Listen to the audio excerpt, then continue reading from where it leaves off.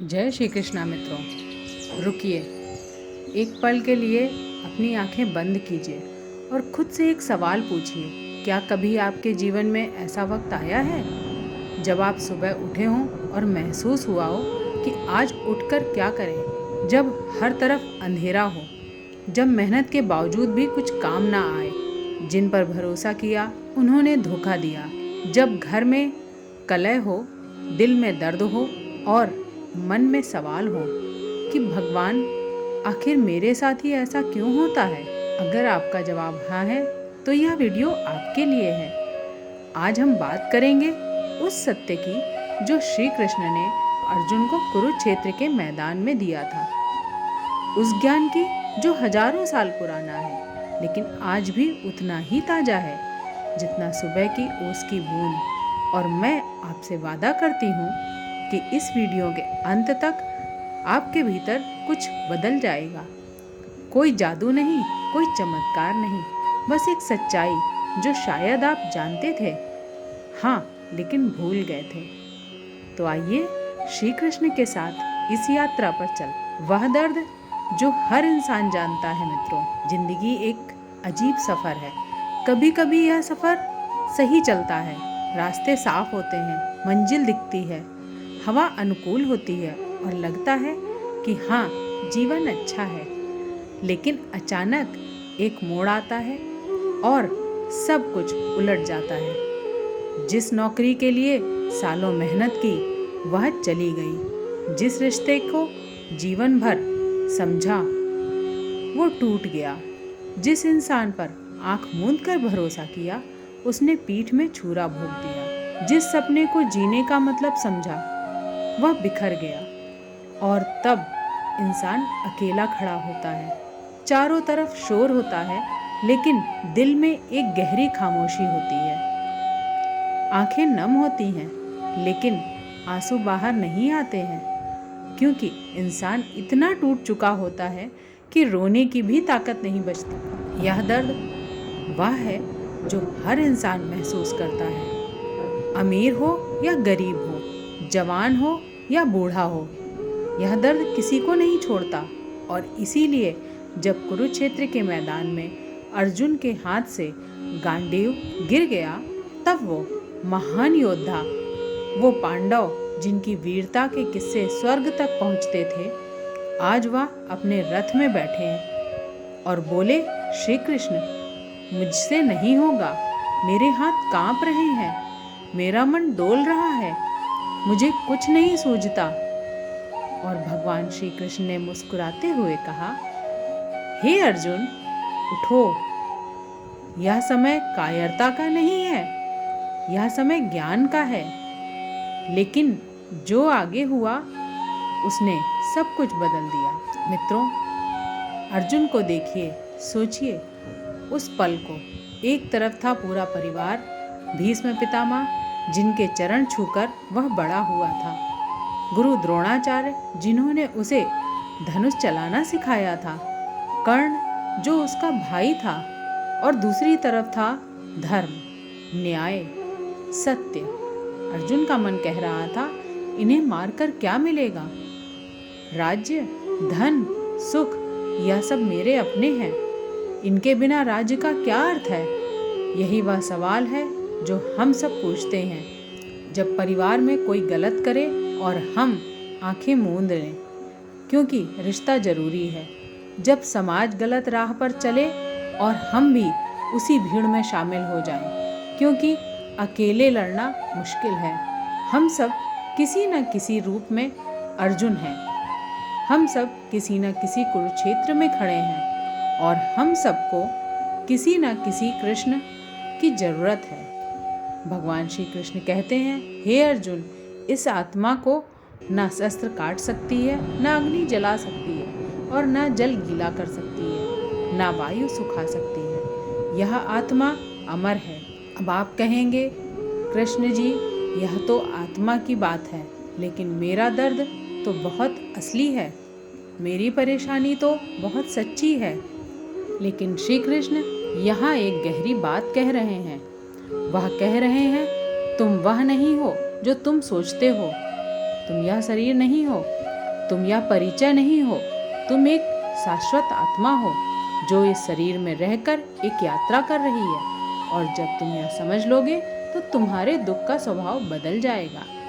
एक छोटी सी कहानी सुनिए। एक किसान और उसकी फसल। वह बहुत मेहनत करता था, सुबह शाम खेत में काम करता था। उसने हर पूरे साल खून पसीना बहाकर फसल उगाई, और फिर बाढ़ आ गई। पूरी फसल डूब गई। किसान खेत के किनारे बैठ गया, आंखें भर आईं। पड़ोसी ने पूछा, क्यों रो रहे हो?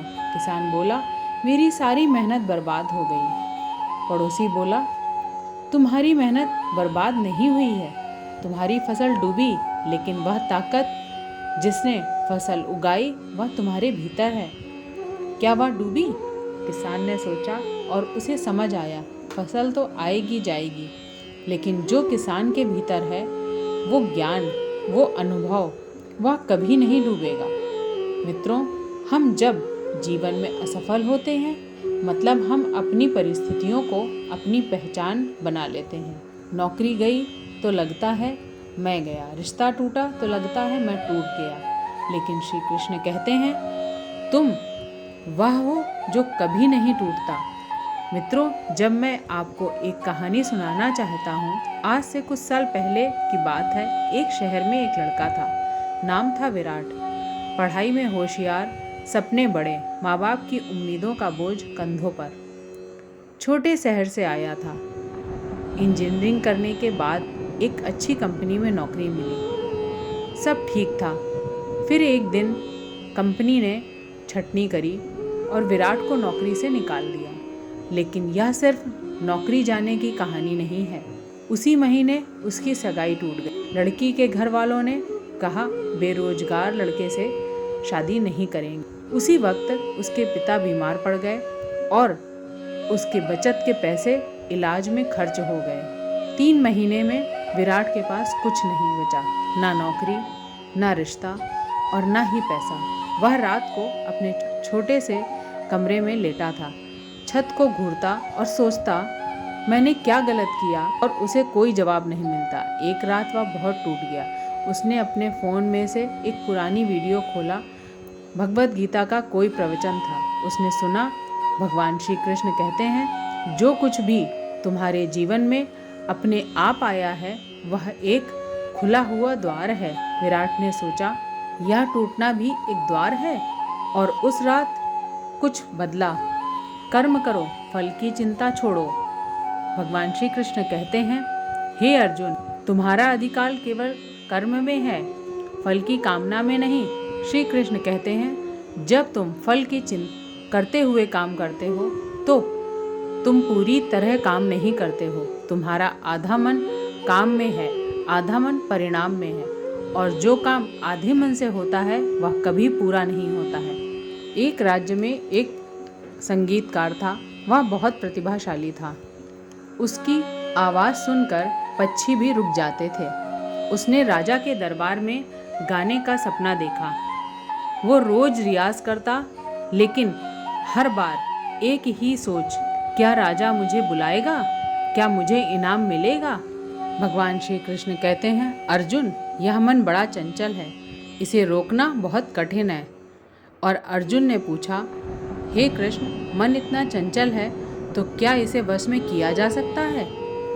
श्री कृष्ण ने कहा, हाँ, हे कुंती पुत्र अर्जुन, अभ्यास और वैराग्य से मन को वश में किया जा सकता है। मित्रों, आज की दुनिया में मन पर सबसे बड़ा हमला है सोशल मीडिया से, तुलना से, दूसरों की जिंदगी देखकर। आपका दोस्त विदेश घूम रहा है, आप उसकी तस्वीर देखते हैं और आपको अपनी ज़िंदगी छोटी लगने लगती है। यही तुलना मन को बर्बाद करती है। श्री कृष्ण कहते हैं, वैराग्य का मतलब यह नहीं कि सब कुछ छोड़ दो।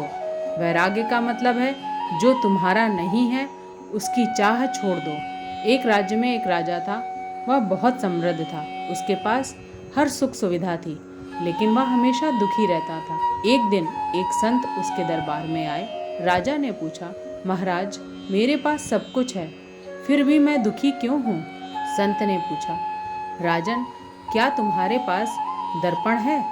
राजा ने कहा, हाँ, सोने का दर्पण है। संत बोले, जब तुम उस दर्पण में देखते हो तो क्या दिखता है? राजा ने कहा, मैं दिखता हूँ। संत ने पूछा, क्या पड़ोसी राजा दिखता है? राजा बोला, नहीं। संत ने मुस्कुरा कर कहा, यही तुम्हारा उपाय है। अपने जीवन के दर्पण में सिर्फ अपने को देखो। दूसरों के महल देखने से तुम्हारा घर नहीं बनेगा।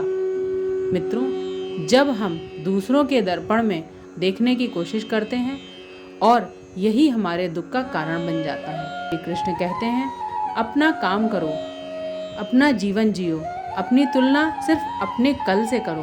धैर्य वो ताकत है जो दिखती नहीं। मित्रों, श्री कृष्ण का संदेश यही है, जो तुम्हारे हाथ में है वह करो, जो तुम्हारे हाथ में नहीं है उसे भगवान पर छोड़ दो। यही विश्वास है, यही श्रद्धा है दुख का कारण और उससे मुक्ति।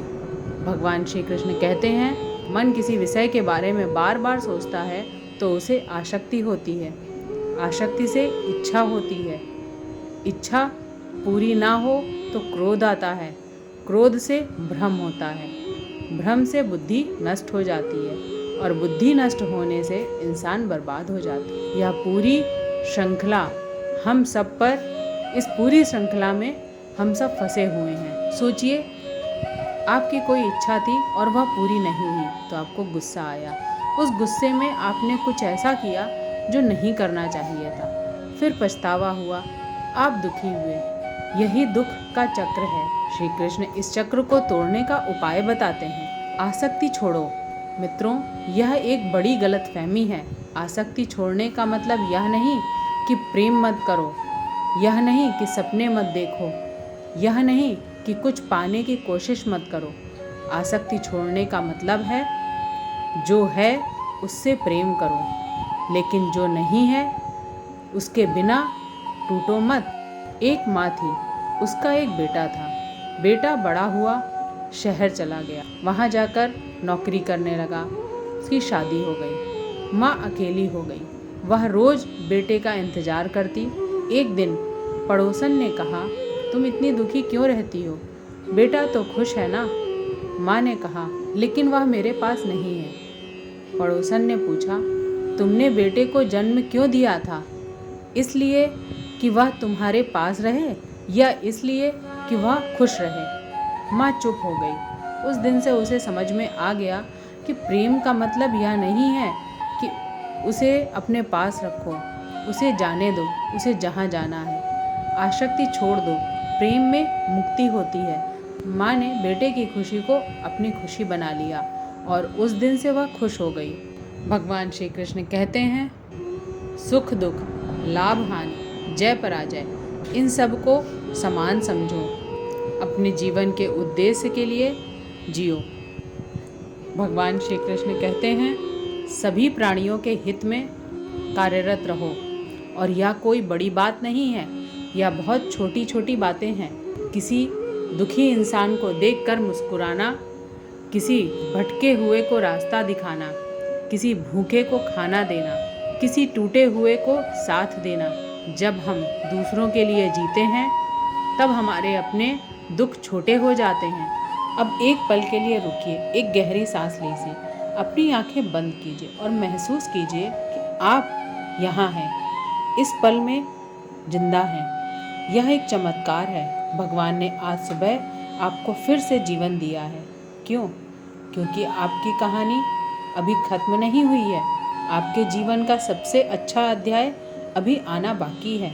वह दर्द जो आप झेल रहे हैं, वह आपको तोड़ने के लिए नहीं, वह आपको और मजबूत बनाने के लिए आया है। वह अंधेरा जो आप देख रहे हैं, वह हमेशा नहीं रहेगा, सुबह आएगी। भगवान श्री कृष्ण कहते हैं, जब धर्म की हानि होती है, मैं आता हूँ। मित्रों, वह आते हैं जब तुम्हारे जीवन में धर्म यानी न्याय, अच्छाई की हानि होती है। जब तुम दबाए जाते हो, कुचले जाते हो, टूट जाते हो, वह आते हैं तुम्हारे भीतर एक विचार बनकर, एक हिम्मत बनकर, एक नया रास्ता दिखाकर। वह आते हैं इस वीडियो को देखते हुए अगर आपके मन में कोई एक विचार आया हो जिसने आपको हिलाया हो, अगर कोई एक कहानी ने आपके दिल को छुआ हो, अगर कोई एक श्लोक ने आपको रोशनी दिखाई हो, आज की वीडियो में बस इतना ही। वीडियो पसंद आई हो तो लाइक करें, शेयर करें और चैनल को सब्सक्राइब करें। जय श्री कृष्णा।